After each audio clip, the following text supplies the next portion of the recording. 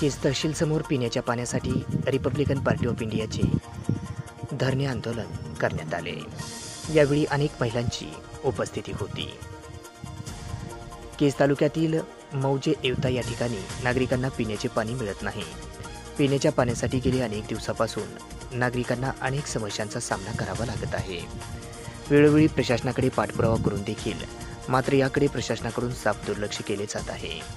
या संदर्भात आज बुधवार दिनांक 22 मे रोजी दुपारी 2 वाजता केज तहसील कार्यालयासमोर रिपब्लिकन पार्टी ऑफ इंडियाचे युवक प्रदेशाध्यक्ष पप्पू कागदे यांच्या मार्गदर्शनाखाली महिलांच्या वतीने पिण्याच्या पाण्यासाठी न्याय हक्कासाठी तहसील कार्यालयासमोर धरणे आंदोलन करण्यात आले। यावेळी अनेक महिलांची मोठ्या संख्येने उपस्थिती होती। काहीच नाही पाणी पाणी म्हणजे अजिबात नाही। एक टँकर येतं एका कडीला उभा राहतंय आपल्याला नाही। तिथं बी एक जण माणूस येणार ते म्हणणार माझा आहे ते म्हणणार माझा आहे, मग कुणाला पाणी मिळतं का? एका टँकरनं काय होणार आहे तिकडे? विहिरीला पाणी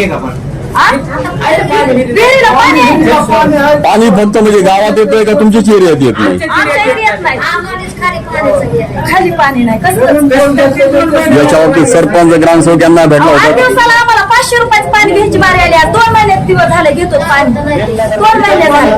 आणि त्या पाण्यावाल्याचं कुणापासून घेतात त्याचं नाव सुद्धा मी सांगते, मी जिथून घेतलंय तिचं। अशा प्रकारे एवता गावच्या महिला पिण्याच्या पाण्यासाठी तहसील कार्यालयासमोर आक्रमक झाल्या होत्या।